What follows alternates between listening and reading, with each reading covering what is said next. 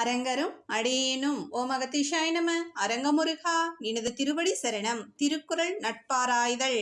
ஊதியம் என்பது ஒருவருக்கு பேதையார் கேண்மை ஒரு ஈ விடல்.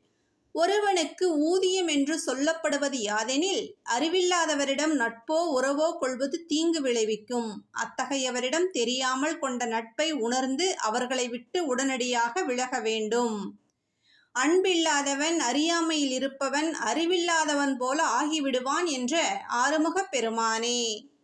உலகில் எல்லாம் மாயை, இன்பமும் துன்பமும் மாயை. இன்பத்திற்கு இன்பப்படாமலும் துன்பத்திற்கு துன்பப்படாமலும் மாயைக்கு ஆட்படாமல் ஒரு ஆத்மாவின் உயிர் வாழ்ந்தால் அதன் வாழ்வு வெற்றி பெற்றதாகிவிடும்.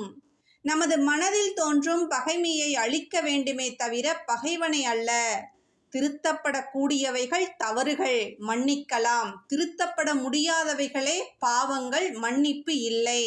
நாம் செய்வது தவறா பாவமா என சிந்தித்து செயல்படுவோம். தவறு செய்வது மனித இயல்பு. ஆனால் திருந்த வேண்டும் என முதலில் சிந்திக்க வேண்டும். ஆனால் நமது அறியாமை நம்மை சிந்திக்க விடாது என்கின்றார் திருவள்ளுவ பெருமான். கொலை செய்யாதிருத்தலை விட சிறந்த புண்ணியம் எதுவும் இல்லை. கொலை செய்வதை விட அதை உணவாக உண்பவனுக்கு உண்டாகும் கொடிய பாவம் வேறு எதுவும் இல்லை. காலமும் சூழ்நிலையும் மாற்றத்திற்கு உள்ளானது. உடலும் பொருளும் நிலையில்லாதது. நமது வாழ்நாள் ஒவ்வொன்றாக குறைந்து கொண்டிருக்கின்றது என்பதுதான் உண்மை. நம்முடன் இருந்த இறந்தவனையும் நம்மை சுற்றி நடந்தவைகளையும் சிந்தித்து என்ன பயன்? மீதி இருக்கும் காலத்தில் நமது ஆன்மாவின் மேன்மைக்காக சிந்திப்போம், செயல்படுவோம்.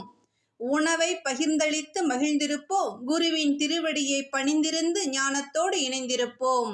நல்லதையே நினைப்போம். நல்லோருடன் சேர்வோம். நல்வாழ்வு பெறுவோம். குருவின் அருளோடு பணிவான காலை வணக்கம்.